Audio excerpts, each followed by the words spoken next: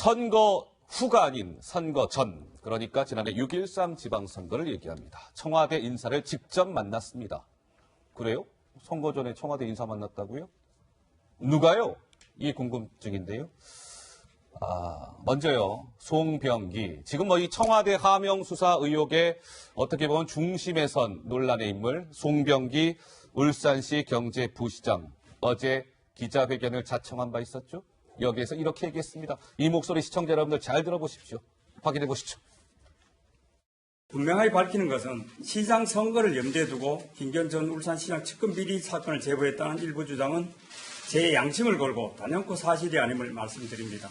또한 저는 저희 이번 행위에 대해 추후에 후회나 거리낌 없으며 그 어떤 악의적인 여론 왜곡에도 흔들리지 않을 것입니다. 네, 청와대 하명수사 의혹과 관련해서 청와대에 첫 제보를 한 것으로 지금 확인이 됐죠. 어떻게 보면 송병기 울산시 경제부시장.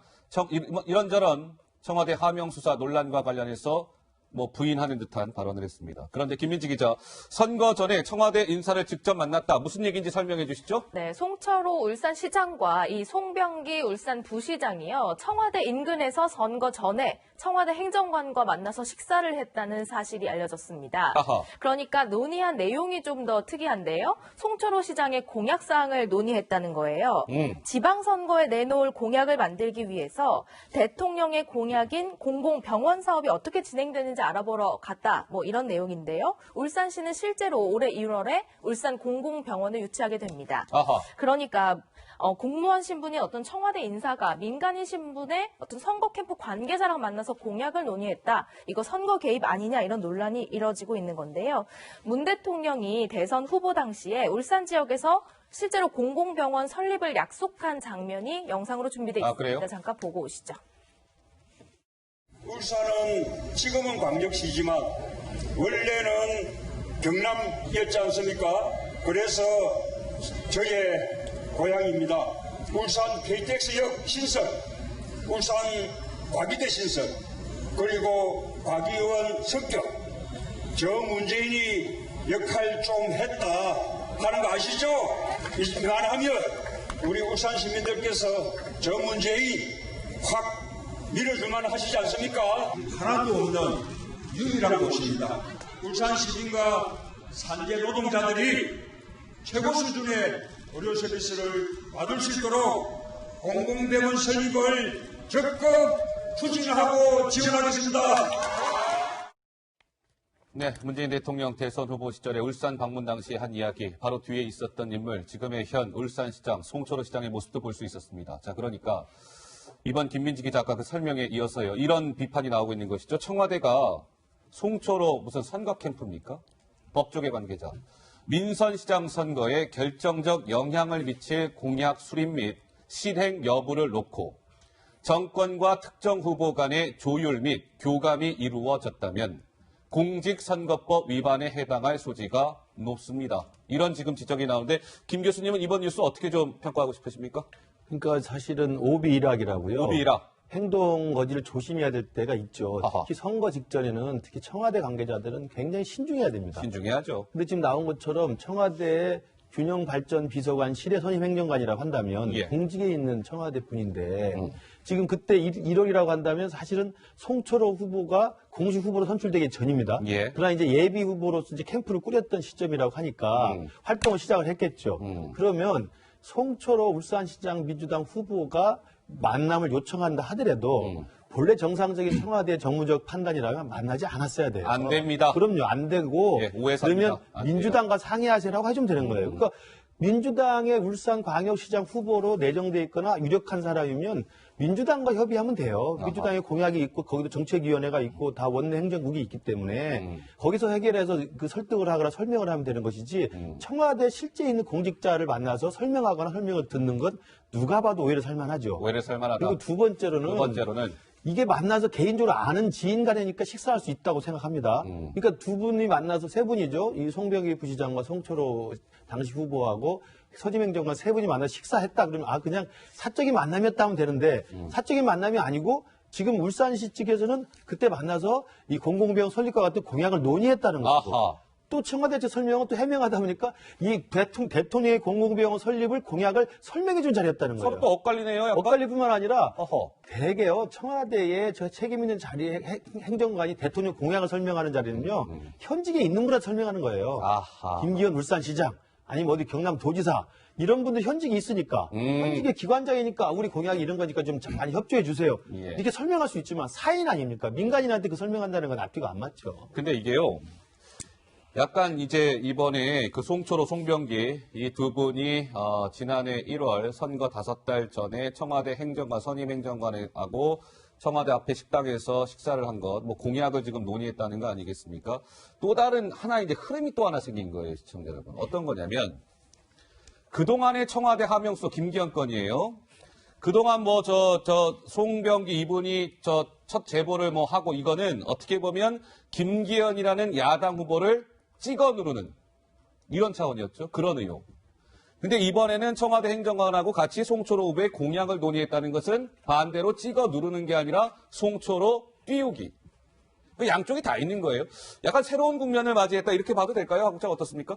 그렇죠. 이제 사실은 이제 선거에서 가장 이제 중요한 게 자기가 당선되려면 자기 자신의 정책을 잘 개발해가지고 그걸 잘 유권자들에게 설명을 해야 되고 예. 두 번째는 이제 상대가 뭐 잘못했는가 그 중에서도 범죄 비리가 있다 하는 건 아주 치명적인 약점인 거거든요. 아, 치명적이죠. 근데 여기서 청와대가 이제 그 전까지는 보면은 상대 즉 김기현 울산시장의 비리 측근들 비리를 가지고 이제 하명 수사를 해가지고 수사를 함으로써 상대를 이제 죽이기로 했다면 이번 같은 경우에는 송철호 지금 후보자의 공약을 이게 아주 중요 공약 중에 하나거든요. 예, 예. 왜냐하면 이제 울산에 공공병원이 없어가지고 예전부터 계속적으로 이건 지역 주민의 수건 사업이었어요. 수건 사업이었군요. 그러니까 이제 야당뿐만 아니고 이거는 사실은 송철호 현 시장뿐만 아니고 떨어진 김기현 전 시장도 이거를 공약을 했었고 또 울산에 있는 6명의 저 국회의원 있지 않습니까?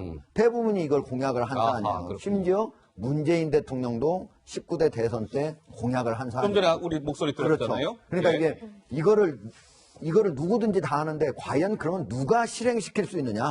이거는 뭐냐면 어떻게 보면 국가의 예산이 들어가는 예. 무려 한 3천억 원 가까이 들어가는 사업이거든요. 그러니까 이걸 따오는 사람이 누군가 이게 가장 중요한 거예요. 그러려면 어떻게 해야 되겠어요?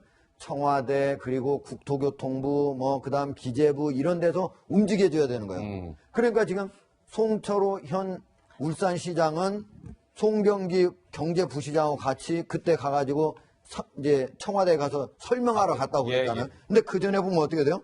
심지어 장관도 만났어요. 2017년 10월에는 김현미 국토부 장관. 하국장님, 예. 죄송한데 바로 이제 그 얘기를 저희가 이어갈 건데요. 예. 좀 끊어서 가죠. 예, 끊어서. 왜냐하면 저희가 얘기해야 될 부분들이 이제 좀 차곡차곡 있으니까 끊어서 가는 게 시청자 여러분들의 이해를 좀 도와드릴게요. 제 정리만 하면요. 예. 그러니까 이렇게 이게 가장 핵심이 예산을 따오는 건데 결국 청와대와 행정부의 핵심 위에 있는 고위 인사들을 만나가지고 이거를 어떻게 보면 보증을 받고 공약을 세워서 국민들한테 설명해서 득표하기 위한 그런 일환으로 청와대 사람을 만났다는 거죠. 결국은 청와대가 양쪽으로 선거에 개입하려고 한 거 아니냐 이런 의혹을 살 수 있는 아주 핵심적인 내용이에요. 예. 한편에서는 김기현 찍어내기, 한편에서는 송철호 띄우기, 뭐 이제 이런 의혹이 이제 막 동시다발적으로 그 의혹이 불거진 건데요. 자, 김민지 기자, 하국장께서 좀 전에 말씀하신 내용 이어서 설명 들어가 보죠. 네, 방금 말씀하셨지만 어쨌든 청와대 행정관과 만나는 것에 또 앞서서요. 두 장관도 만났습니다. 국토부 장관과 해수부 장관을 아하. 만나서 그래요? 각각 집무실에서 만나서 이 자리에서도 송철호 후보의 선거 공약을 설명하고 내용에 관련한 협의를 했다는 겁니다. 어허. 일각에서는 이렇게 여권의 후보자 그리고 정권의 핵심 인사들이 만나는 것 자체가 부적절한 것 아니냐 이런 비판이 나오고 있습니다. 우리 서 부대변인께서 보시기에는 예. 제가 단도직입적으로 한번 여쭤보겠습니다. 이게 적절한 겁니까? 선거 5달 전. 그러니까 저 지난해 1월이면은요. 송초로 캠프 출범 한 달 전이었습니다. 그렇죠? 예. 그때 저렇게 송초로 이제 그 여당의 후보가 청와대 행정관 만나고 이른바 문재인 정부에서 힘 좀 쓴다는 두 명의 장관을 따로 만나고 이게 적절한 행보라고 보십니까? 어떻습니까? 그러니까 이제 일반 시청자들이 봤을 땐 부적절하다고 볼 수 있는데 선거에 직접 뛰거나 선거 경험이 있는 분들은 자연스러운 것이죠. 왜냐하면 아하. 그 당시에도 저도 대구의 동구청장 후보로 나왔고 지금 또 내년 총선을 준비하고 있지만 예. 지금 또 언론에 한번 검색을 해보시면 각 지자체나 공무원들이 뭐 해당 정부라든지 가서 이제 예산이라든지 그냥 예산을 따온다기보다는 설명을 하고 그거는 지역의 미래를 위해서 당연히 하는 것인데 문제가 뭐냐면 저기서 만약에 예산 문제가 아니고 청와대에 보이지 않는 힘을 이용해서 선거를 통해서 이게 보이지 않는 손이 작용했느냐 이게 그 큰 중요한 문제거든요. 예, 예. 근데 지난번에 저도 이제 다른 방송에서 언급했지만 이게 시기의 문제도 있지만 지역적 특성이 굉장히 강한 곳이 대구, 경북, 부울경이잖아요. 예.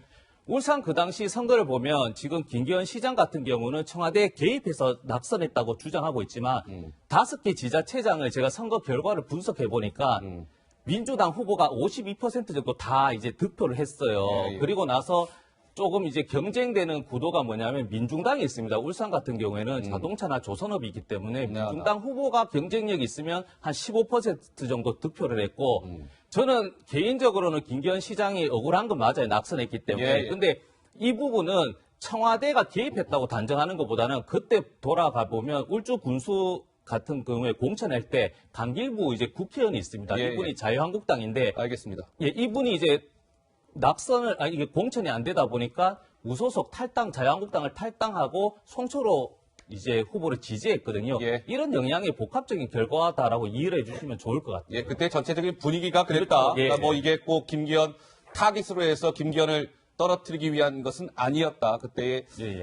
정치 상황이 그랬다. 뭐 이런 말씀이신 것 같고요. 자, 2014년입니다. 지금으로부터 한 5년 전이었습니다. 문재인 당시 대통령은 아니었죠. 예, 송철호 후보가 국회의원 선거에 출마했을 때 이런 얘기한 적이 있었습니다. 잠깐 그 모습 보고 오시죠.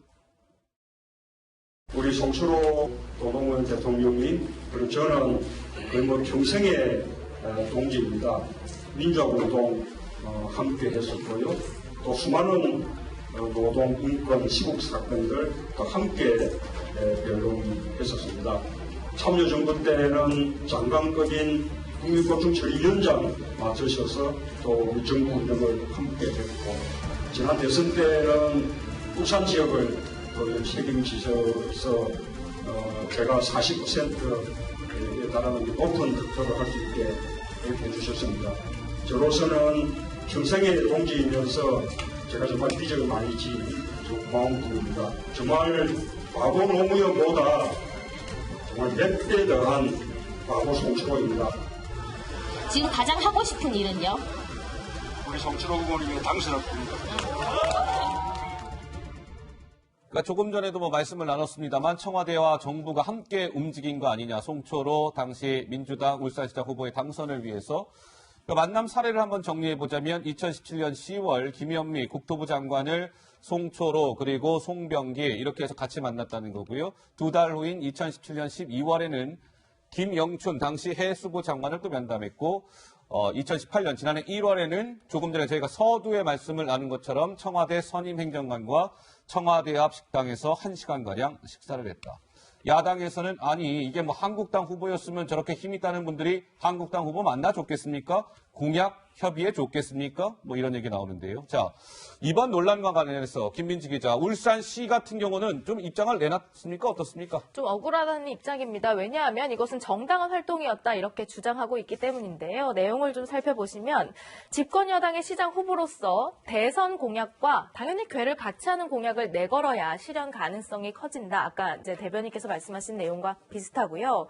지킬 수 있는 공약을 만들기 위해서 청와대 인사를 만난 것이고 이것이 불법이라면 어떻게 정상적인 정치 활동은 어디까지입니까? 라고 항변하고 있습니다. 굉장히 좀 아까 억울한 듯한 입장이 나왔습니다. 김 교수님 어떻습니까? 근데 저 부분도 아까 제가 말씀드린 것처럼 잘 구분을 해야 되는 게 저 만남의 시점 당시에 송철호 당시 후보가 시장에 당선된 후라면 아무 문제가 없어요. 현직 지자체장이고 광역단체장이니 대통령의 공약 중에 하나는 공공병원 설립을 위해서 울산시도 해야 되겠고 예. 그러면 청와대랑 조율이 필요하면 얼마인지 만나서 설명할 수도 있고 설명을 들을 수도 있어요. 그러니까 현직에 있는 책임 있는 기관장이나 지자체장 자리면은 청와대를 만날 수도 있고 장관 만날 수 있습니다. 아하. 근데 아까 김현미 장관, 김혁준 장관 집무실에서 만났다고 그러잖아요. 집무실에서. 어떻게 민간인 사인이 저도 김현미 장관 개인적으로 압니다만 제가 개인적으로 장관 집무실에서 만납니까? 밖에서 만날 수 있으면 만나죠. 예. 그러니까 그건 차원이 다른 거고요. 두 번째로는 만나가지고 공공병원 설립에 관한 공약을 이야기했다 그러면 후보 시절에 이야기하는 것은 제가 아까 말씀드렸잖아요. 민주당이라는 정당을 통해서 하는 게 합리적이고 정상적이에요. 청와대나 행정부처를 만나면 안 되죠. 그때는 김기현 시장이 울산시장입니다. 그래서 지금 울산시에서는 좀 억울하다고 하면서 내놓은 이야기가 뭐냐면 김기현 시장도 공약에 내놨었다. 어허. 그리고 김기현 시장도 청와대랑 조율했다. 그 현직 시장이니까 그렇죠. 당시 현직 시장이 현직 시장이니까 김기현이었다. 당연히 예산 따와야 되고 정부하고 협조해야 되고 기재부하고도 협의해야 되고 청와대하고 설명해야 되는 거 아닙니까? 예. 현직 시장은 당연한 거지만 현직 시장이 아닌 민간인 신분의 후보를 만나는 건 굉장히 부적절하고 저때 2017년 18년 1월이면 공식 후보로 선출되지도 않았잖아요. 그냥 민간인입니다. 민간인 신분이었다. 그냥 잘 아는 사람이었겠죠. 그런 분이 장관 집무실에서 만나고 청와대 선임행정관과 저런 자리를 갖는 것은 제가 볼 때 굉장히 부적절하죠. 자, 오늘 지금 계속 거론이 되고 있는 송병기 울산시 경제부시장.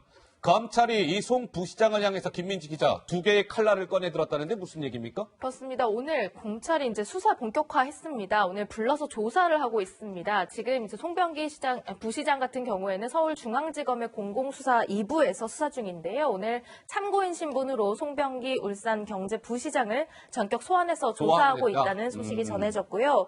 또 한 가지 칼날은 압수수색입니다. 오늘 울산시청 본관 8층에 있는 이제 집무실에 대한 압수수색 그리고 부시장의 자택 그리고 관용 차량 같은 경우에도 압수수색이 들어갔습니다. 예. 지금 그래픽에 보시는 것처럼 청와대의 선거 개입 의혹에 대해서 검찰이 속도를 내고 있는 모양새입니다. 근데 특이한 것은 오니까 동시에 한 거예요. 소환도 하고 송병기 사무실, 집. 특이한 것은 관용 차량까지도 압수수색을 했다는 거예요. 그러니까 청와대의 이 선거 개입 의혹, 속도 내는 검찰이라는 빨간 박스 보이실 텐데요. 한국장 어떻습니까? 오늘 굉장히 이거 좀 약간 이례적이라고 봐야 될까요? 어떻습니까? 되게 일반적으로 이제 먼저 압수수색을 한 다음에 예. 그거를 분석을 한 다음에 사람을 소환을 해보거든요. 근데 이제 이게 동시에 됐다고 하는 건 뭐냐면 지금 현재 송병기 부시장을 불러오더라도 충분히 추궁할 수 있는 것들이 다 확보가 돼 있다. 가장 핵심은 이거잖아요.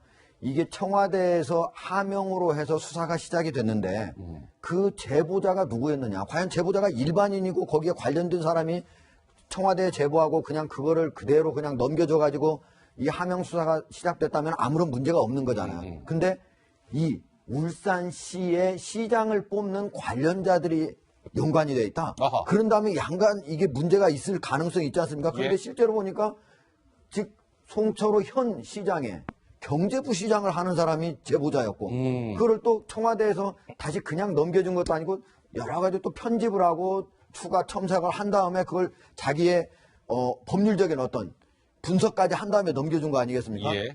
이런 거 보면은 이거는 충분히 청와대의 공직선거법 위반 혐의를 충분히 입증할 수 있는 상황이 됐다라고 예. 판단이 되니까 압수수색과 동시에 이제 같이 소환해서 이제 추궁을 하는 거고요. 소환 플러스 또 차량을 했다 이 얘기는 그러니까 차량까지 예, 압수수색했다는 자택이나 또는 사무실은 일반적으로 네.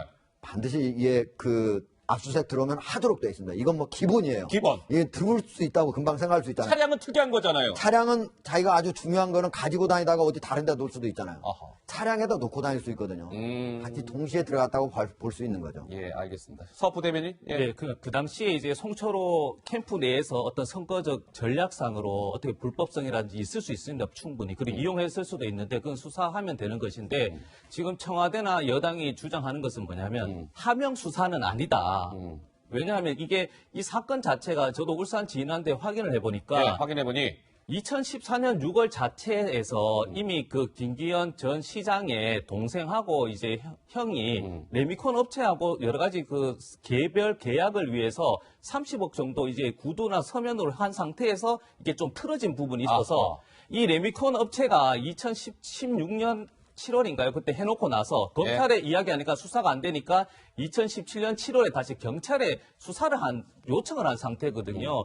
그러면 이제 청와대가 하명 수사는 아니고 이 부분은 어떻게 좀 구분 지어야 되냐면 청와대 내에서 어떻게 보면 송병기라는 이분도 사실 박맹우 사무총장 자유한국당의 그때 뽑은 사람이잖아요. 그러니까 어떻게 보면 저는 이 사건을 자유한국당에서는 자꾸 친문 게이트로 끌고 가는데 저는 개인적으로는 이거는 자중질환 게이트다. 자중질환 게이트다. 왜냐하면 내부에서 인사상의 소원함이 있었기 때문에 이게 정보가 센 거거든요. 그래서 이걸 좀 구분할 필요는 있습니다. 알겠습니다. 제가 좀 보완을 해드리면은 이제 하명수사하면 하명수사 자체가 잘못된 것처럼 이렇게 지금 알려지니까 이제 서 부대변인 같은 경우 하명수사 아니다 이렇게 얘기하는데 하명수사 자체가 잘못된 게 아니에요. 청와대에서 여러 첩보가 들어오잖아요. 그걸 당연히 검찰에도 나눠주고 수사기관에 이첩하는 건 당연한 겁니다. 거죠. 그런데 그러한 첩보를 수집하는 과정이 잘못됐다든가 또는 전혀 청와대가 수집할 수 있는 관심을 둘 수 없는 것, 자기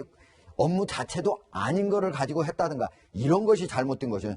그렇게 되면 어떻게 되냐면 그냥 단순 하명 수사가 아니고 이게 자칫 잘못하면 이번 같은 선거하고 연관돼 있잖아요. 공직선거. 뭔가 청와대가 그냥 아주 선의로 한 것이 아니라 어디에 개입하려고 어떤 특히 선거 같은 경우는 개입하면 절대 안 되거든요. 이렇게 하려고 한 거 아니냐 이런 얘기가 되기 때문에 청부 수사라는 얘기가 나오고 심지어 아주 사소한 거 가지고 압수수색을 예를 들면 특히 시장 후보가 된 날 이렇게 압수수색 들어가지 않습니까? 이러니까 공작수사 이런 얘기가 나오는 거니까 이런 것들이 있을 때는 특히 선거가 있을 때는 이런 얘기가 나오지 않도록 사실은 오얏나무 밑에서 다시 제대로 고쳐 쓰지 말라고 하잖아요. 그런 것처럼 해야 되는데 그러지 않았다는 게 문제라는 거죠. 자, 하나하나 좀 살펴보겠습니다. 그러면 지금까지는 이제 오늘 새로 나온 그 뉴스에 대한 좀 분석 시청자 여러분들께서 이 세 분의 전문가 말씀을 들으셨고요. 이제 또 다른 부분이 있습니다. 자, 송병기 이제 울산시 경제부시장이 2017년 10월에 무엇을 합니까? 김기현 제보를 어디에 줍니까? 청와대에 줍니다. 그리고 그 준 석 달 후에 이런 일이 발생합니다. 김민지 기자의 설명이 이어집니다. 네, 첩보를 청와대에 전달한 게 2017년 10월이었잖아요. 석 달 뒤인 지난해 1월에는 경찰 수사에 가서 진술을 하게 됩니다. 울산 경찰에 출석을 해서 참고인 진술로 김기현 시장의 비서실장 관련된 의혹들을 진술을 하는데요. 송 부시장이 단순히 첩보 전달을 한 것이 아니라 그 넘어서 상대 후보의 비위 수사에 적극적으로 관여하고 개입했다면 선거 개입을 위한 청부 수사라는 청와대 어떤 의혹이 좀 더 짙어지는 것 아니냐 이런 해석이 나오고 있습니다. 그러니까 이게요, 김 교수님 보기에 따라서는 그러면 송병기라는 저분이 북치고 장구치고 다 했다는 건데 첩보도 그럼 청와대에 주고 그리고 나서 그걸 첩보를 토대로 해서 경찰 수사가 진행됐는데 그 경찰 조사 진행 중일 때 참고인으로 가서 또 김기현 관련해서 진술을 하고 북치고 장구치고 다 했다?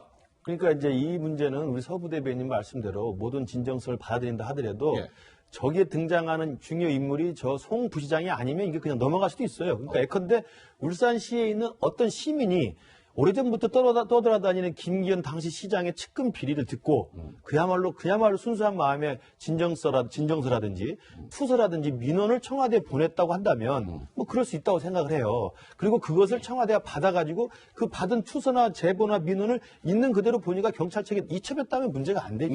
그런데 이제 문제는 뭐냐면 저기서 핵심인으로 등장하는 게 최초의 첩보를 청와대 민정비서관실에 전화해서 넘겨줬던 SNS 통해서 넘겨준 사람이 당시 송철호 시장 후보 캠프의 핵심 인사였다는 거죠. 그러니까 서로 싸워야 돼서 한쪽을 지금 이겨야만 되는 상대 후보 캠프 핵심 인사가 최초 제보자고.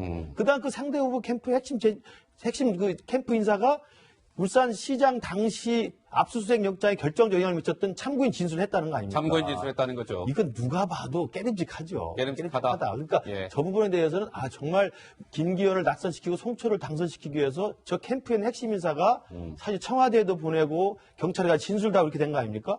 그러니까 사실은 전반적으로 이게 기획된 상대 후보 낙선을 위한 정치적 개입 아니냐 이런 우려를 받을 수밖에 없는 거죠. 하 국장 말씀하시겠습니까? 이게 이제 처음에 이런 그 김기현 시장의 측근 비리에 대해서 얘기가 나왔다면 또 다르겠지만은 이게 사실은 황운하 청장이 오기 전부터 이런 게 고발되고 고소되고 해가지고요.